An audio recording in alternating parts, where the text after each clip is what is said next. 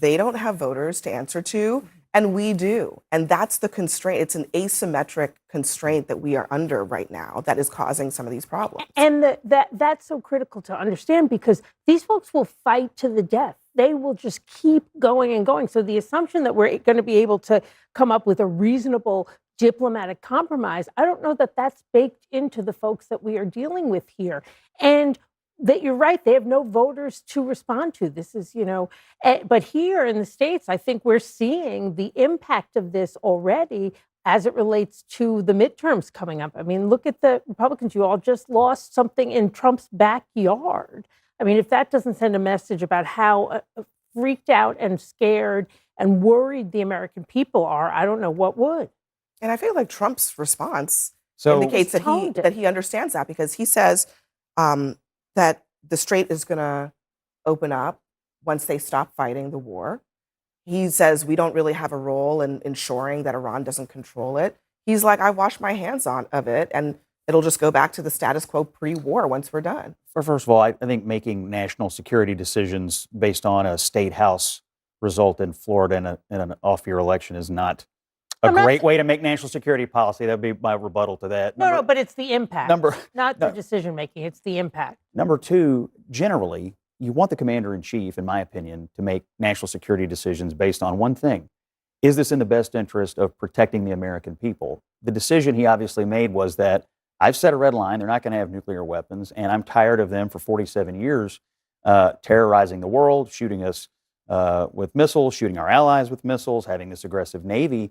And they crossed a line with him, and now he's enforcing it. And to say, well, if gas goes up a nickel or we have a state house race in Florida, we can no longer operate national security policy, I think is an extremely short-sighted and cynical way to assess this. At the end of this, if they're totally defanged, if they meet our objectives here in terms of nukes and missiles and Navy and exporting terror, if there are new people in charge who are willing to abide by some kind of an agreement, that is a net positive for us, for the world, and that's what we're waiting for. That's the argument that we heard the last time we attacked them, and they declared victory. They said they annihilated their capabilities. So were they wrong? Were they lying? Were they misinforming us? What was the situation before? And then how did it deteriorate in such a short amount of time from then and now? We're talking a few months went by, and now there's this threat. We got to get them right now. They've never, by the way, explained what that threat was. They've never given any information to the American people about why it was urgent. Well, wait. They do have missiles that can reach most of Europe. You know that. Right. But the last time they did that, they said we annihilated them. That's literally the words that they used. We annihilated their capability. That was this is the problem the president has. You want Iran to have missiles with nuclear weapons that can hit Europe. The president set an expectation. I don't. The president said then why are you upset? That I'm not upset. The president said he has annihilated them. That is the expectation. That is the goalpost that he's being measured against, his own words, his own hyperbole.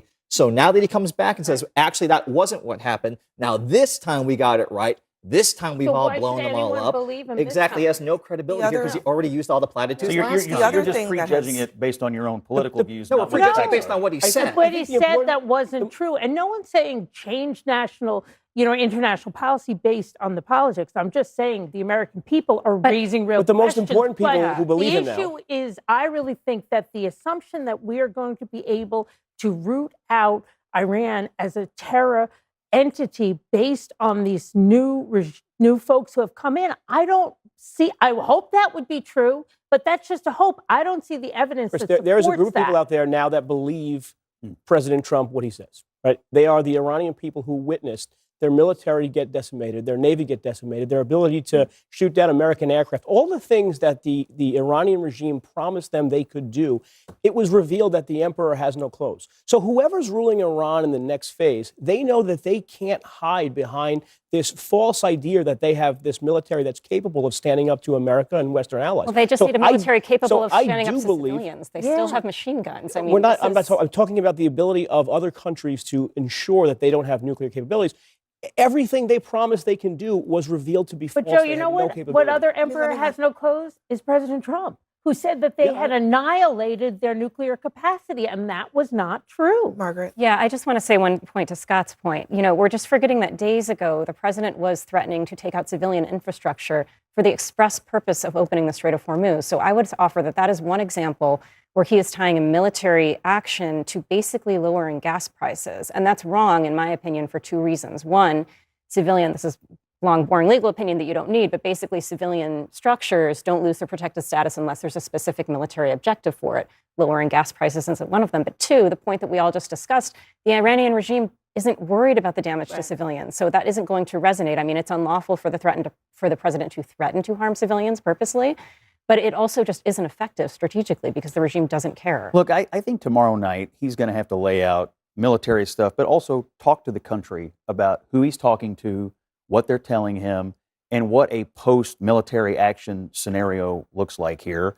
That has to include some conversation about the Strait of Hormuz. You know, my impression is the other Gulf states are tired of Iran, you know, harassing everybody and making the region have instability. They're probably going to have to be involved in this. I'm as interested as anyone to see what the president has to say about that. Let me play. This is Pete Hegseth talking to Trump's base, to the people who are concerned that what could be next, if they try to finish this in a particular way, is boots on the ground. As far as President Trump and boots on the ground, I don't understand why the base, which they have already, they understand, wouldn't have faith in his ability to execute on this. We're not going to foreclose any option. You can't fight and win a war if you tell your adversary what you are willing to do or what you are not willing to do, to include boots on the ground. Maybe negotiations work, or maybe there's a different approach. But the point is to be unpredictable in that. Certainly not let anybody know what you're willing to do or not do. I mean, look, he can say that, but the American people also have a say. And it's very unpopular to put boots on the ground, not to mention that there's a good reason for that because it would be extremely dangerous.